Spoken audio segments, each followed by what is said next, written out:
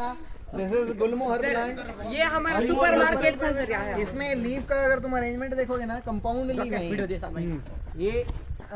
इसमें एक्चुअली एक लीफ देखोगे, सिर्फ एक लीफ है, कंपाउंड है। और ये छोटी लीफ, और ये इनको बोलेंगे लीफलेट, ये छोटी छोटी को बोलेंगे लीफलेट। तो ये पिन्नेटली कंपाउंड लीफ है जिसमें कि लीफलेट एक दूसरे के आमने सामने अरेंज है। ठीक है, तोड़ने नहीं है ना लायको। तो ये पिन्नेटली कंपाउंड लीफ है। और एक लीफ होती है पामेटली कंपाउंड लीफ, जिसमें क्या होगा कि एक एक्सिस होगा और एक ही पॉइंट पे सारी लीफलेट ओरिजिनेट हो रही हो, एक ही पॉइंट में अलग अलग डायरेक्शन में। ऐसे ये एक स्टेम इतना होगा और यहाँ पर इस डायरेक्शन में लीफ, इस डायरेक्शन में लीफ, ऐसे हर डायरेक्शन में लीफ ओरिजिनेट हो रही होंगी, तो उसको बोलेंगे पामेटली कंपाउंड लीफ। इसको बोलेंगे पिन्नेटली कंपाउंड लीफ। ठीक है, नीम में भी पिन्नेटली कंपाउंड लीफ होती हैं। ये जो है ना, जितने भी प्लांट हैं जिन पे भी फली होती हो, इस तरह से फली, मटर पे फली होती है, मटर की फली होती है, बीन्स होते हैं वो भी फली से होती है, इन सबको बोलते हैं legume plants. Legume plants, in plants के पास एबिलिटी होती है नाइट्रोजन फिक्सेशन की। नाइट्रोजन फिक्सेशन का मतलब क्या है कि प्लांट्स को ज्यादातर नाइट्रोजन की ही कमी होती है सोयल में। ठीक है ना, नाइट्रोजन अवेलेबल किस फॉर्म में है? N2 गैस की फॉर्म में। तुम्हें पता ना एटमॉस्फेयर में सबसे ज्यादा गैस कौन सी है? नाइट्रोजन। N2 की फॉर्म में। प्लांट उसको नहीं ले सकते। प्लांट नाइट्रोजन को ले सकते हैं अमोनिया की फॉर्म में या नाइट्रोजन ऑक्साइड्स की फॉर्म में। ठीक है, अब वो हाँ वो बाद में बताएंगे उसके बारे में। अभी फिलहाल क्या बताया मैंने कि प्लांट नाइट्रोजन को नाइट्रोजन ऑक्साइड या अमोनिया की फॉर्म में ही ले सकते हैं। ठीक है, अब वो नाइट्रोजन ऑक्साइड्स या अमोनिया सोइल के अंदर अवेलेबल नहीं होता मोस्टली। ठीक है, अब N2 गैस को नाइट्रोजन ऑक्साइड्स में या अमोनिया में कन्वर्ट करने की प्रोसेस को ही नाइट्रोजन फिक्सेशन बोलते हैं। ठीक है ना, N2 गैस को अमोनिया में कन्वर्ट कर दिया, उस प्रोसेस को क्या बोला? Nitrogen fixation. अब नाइट्रोजन फिक्सेशन ये लेग्यूम वाले प्लांट बहुत अच्छे से कर सकते हैं। इस वजह से अगर किसी जगह पर सोइल में नाइट्रोजन की कमी हो तो लेग्यूम वाले प्लांट ग्रो करवाए जाते हैं वहाँ पे, ताकि सोइल में नाइट्रोजन जो है फिर से आ जाए। ठीक है, तो ये लेग्यूम प्लांट की खास बात है और इनकी पहचान मैंने बता दी है, फली होती है सबकी सब। तो यहाँ पर हम लोग हमारे स्कूल कैंपस का नेचर एक्सप्लोरेशन करने वाले हैं, क्योंकि हमारे स्कूल का कैंपस बहुत बहुत बहुत ज़्यादा बड़ा है। सर फिर से बताए सर, फिर से। बचपन में खेलते थे सर हम इससे। ये प्लांट अपनी कंट्री का नहीं है, ये यूरोपियन कंट्री से लाया गया था यहाँ पे। इस वजह से लाया गया था क्योंकि इसके बड़े शानदार फ्लावर होते हैं, सुंदर दिखाई देते हैं जब ग्रुप्स में होते हैं बहुत सारे। सर मैं एक बात बताऊँ, जब हम बचपन में थे ना तो ना इसके बेर होते ना काले हो जाने पर खाते थे उन्हें। नहीं सर वो नहीं ये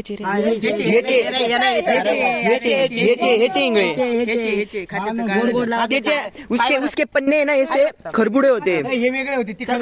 खौना का लगीच ये नहीं होता है सर, वो ये प्लांट हर तरीके से नुकसानदायक है। खाना नहीं, इसे खाना नहीं। तो गाइस इस प्लांट से दूर रहेगा, इसे बिल्कुल भी खाना नहीं है। सुंदर फ्लावर थे, अब जैसे ही इसको एक जगह पे ग्रो कर दिया जाए तो ये इसके बहुत सारे प्लांट अपने आप बन के तैयार हो जाते हैं, क्योंकि ये वेजिटेटिवली रिप्रोड्यूस करता है। इसके पास एक तो वर्टिकल सुनो, एक तो वर्टिकल स्टेम होता है जो सीधा ग्रो करेगा, एक हॉरिजॉन्टल स्टेम होता है जो ग्राउंड के साथ साथ ग्रो करेगा। ग्राउंड के साथ साथ ग्रो करने वाला जो स्टेम है वो नया प्लांट आसानी से ग्रो करवा देगा। अभी इसको देखकर लगता है हमारा ही बहुत सारे ये बहुत जल्दी स्प्रेड होता है। सर ये यूकलिप्टस है, सफेदा भी बोलते हैं इसको। ठीक है, कॉमन लैंग्वेज में। This is longest angiosperm. Flowering plant में सबसे बड़े पेड़ होते हैं ये एंजियोस्पर्म में, यूकलिप्टस के। ठीक है, और यूकलिप्टस एंजियोस्पर्म, लॉन्गेस्ट एंजियोस्पर्म। क्या? Longest angiosperm. ये फ्लावरिंग प्लांट में सबसे लंबा पेड़ है और इसकी रूट्स भी इतनी ही लंबी होती है जितना लंबा इसका स्टेम है। जमीन के अंदर। हाँ, जमीन के अंदर ये इतना ही है। ठीक है, बड़ा मुश्किल है। इसकी जो वुड है ये बहुत मजबूत होती है। एक विंड से गिर नहीं पाएगा, नहीं गिरेगा जल्दी। सर अगर वुड में ऐसी होती ना भेग दरार। सुनो मेरी बात को। इसके जो स्टेम है ये इतना मजबूत है, एक बार इससे कोई चीज बना दी, उसको तुम तोड़ नहीं पाओगे जल्दी। दरवाजे भी बनते हैं। मतलब इसको तोड़ना ही काटना बड़ा डिफिकल्ट होता है, इतनी हार्डवुड है। इसको हम बैट बना सकते हैं, इसकी बैट दरवाजा खिड़की। बना तो सकते हैं बैट, लेकिन बैट भारी होगा समझते ही है, भारी होगा, मजबूत तो होगा लेकिन भारी भी होगा, ठीक है ना। इसलिए बैट मोस्टली इसका फर्नीचर बना सकते हैं ना। बैट मोस्टली ऐसी लकड़ी से बनाया जाता है जो हल्का हो, विल्लो ट्री की लकड़ी से। सर तुमको अभी हम एक प्लेस दिखाएंगे, वो बहुत अच्छी। ठीक है, चलो अब इसमें प्रॉब्लम ये है कि ये सोयल से बहुत ज्यादा पानी एब्जॉर्ब कर लेता है, इसको काट दो सर। तो इसलिए बहुत सारी जगह पे ये बैन भी है। तो फिर काट दो इधर के साथ। सर देखो हमारा कैंपस बहुत ही ज्यादा घने पेड़ है यहाँ पर। यहाँ का तो हमारे कैंपस के अंदर हमारे सर कड़ी धूप में बच्चों को पढ़ाते हुए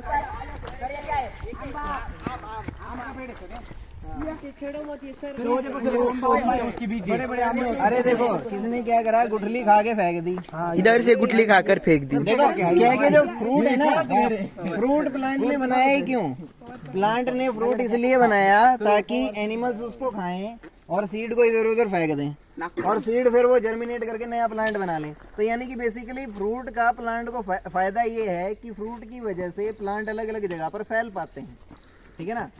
अब जैसे मान लो कि ये जा रहा है, इसने बेर खाया और सीड कहीं फेंक दिया, वो सीड वहीं पे उगाएगा, तो इससे इसने एक अच्छा ही काम किया एक तरह से, ठीक है ना। उसने नया प्लांट उगने में हेल्प करी है।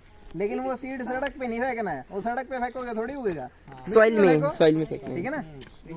उधर सर आवड़ा उसको बोलते हैं। बच्चे यहाँ पर आंवला खाने के लिए सर उधर गिर गए वो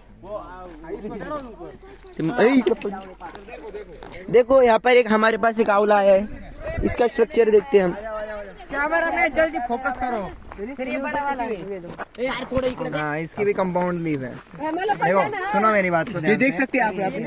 ये जो अरे देखो, अरे थोड़ा थोड़ी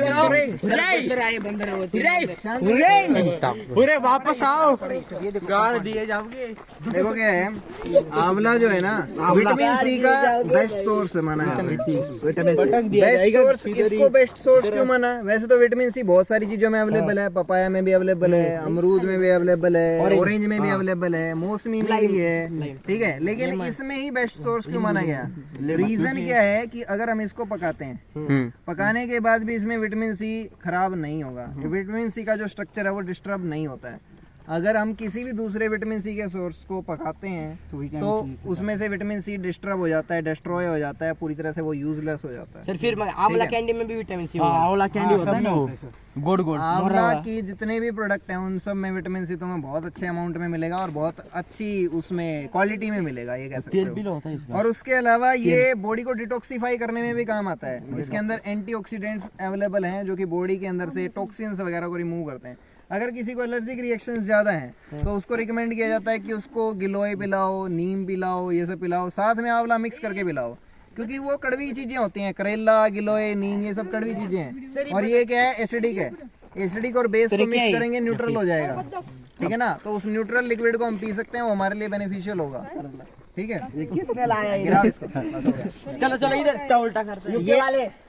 ये वही उल्टा प्लांट है, ठीक है ना। इससे दूर ही रहना, इससे ज्यादा नजदीक नहीं आना। इससे खुजली आती, खुजली खुजली कर देता है ये। इसकी हर एक चीज नुकसानदायक है सिवाय इसके फ्लावर के जो सुंदर दिखाई देते हैं, बस इतनी ये चीज इसमें खास है।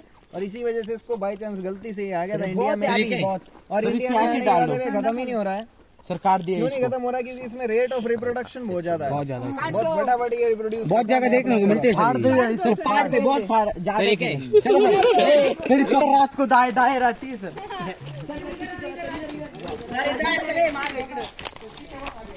यहाँ पर हमारे बॉयज हॉस्टल, हमारे स्कूल के सीनियर के बॉयज हॉस्टल यहाँ पर। और यहाँ से बहुत ऐसा मानो तो हमारा स्कूल एकदम ऐसे नेचुरल स्पॉट पर है। हर जगह पेड़ पौधे और हरियाली दिखने को मिलती है। और इतना बड़ा सा एक सुंदर सी हमें यहाँ पर एक पहाड़ भी देखने को मिलता है। बहुत बड़ा नहीं है, छोटा सा है। और हमारे boys hostel, senior boys hostel के सामने एक बरगद का पेड़ है, आप देख सकते हैं। सर उसके बारे में कुछ बताते हुए हम कवर कर लेते हैं।